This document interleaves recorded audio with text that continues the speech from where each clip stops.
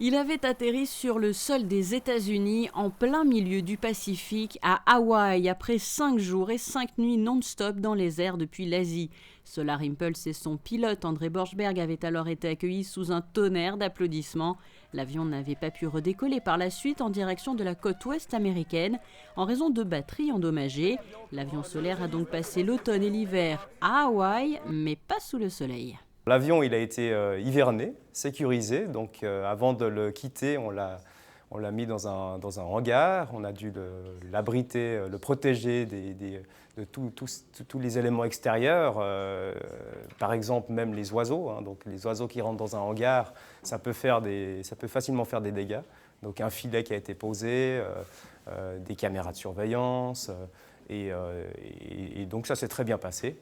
L'avion il est en bon état, il a été repris en main par les ingénieurs. Laurent, on le voit derrière vous. On avait laissé il y a quelques mois ce centre de contrôle. Il a été, si j'ai bien compris, réinstallé, c'est bien ça ?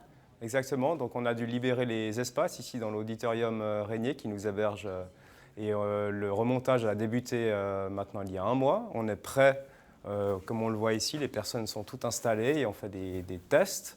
Et donc le centre de contrôle est parfait, on a une communication directe avec Hawaï où l'avion est resté pendant l'hiver. Fin février 2016, l'annonce est faite, l'aventure technologique, environnementale et humaine par-dessus tout de Solar Impulse reprendra bel et bien au mois d'avril.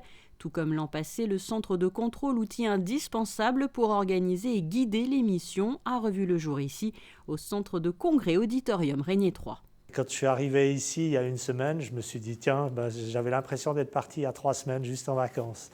Donc vraiment un super sentiment de pouvoir continuer cette mission depuis Monaco. Maintenant, on est pratiquement prêt pour les premiers vols. Donc d'ici à mi-avril, on va faire des vols de maintenance, contrôler que l'avion n'a pas souffert lors de l'interruption.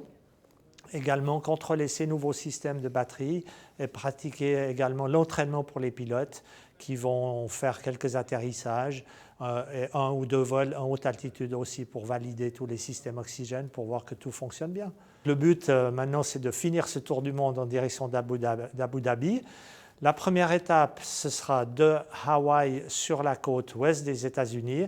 On a plusieurs possibilités, plusieurs destinations possibles. La préférée, c'est Phoenix, en Arizona, mais éventuellement, on pourrait poser dans la région de Los Angeles ou de San Francisco. Cela dépendra des conditions météorologiques et des vents principaux, parce qu'on va aller plutôt avec le vent que contre eux. Si vous souhaitez suivre Solar Impulse en 2016, tout comme en 2015, vous pourrez vous rendre sur le site internet de la mission, le www.solarimpulse.com. Monaco Info vous livrera au fil des étapes les détails liés à ce tour du monde aussi.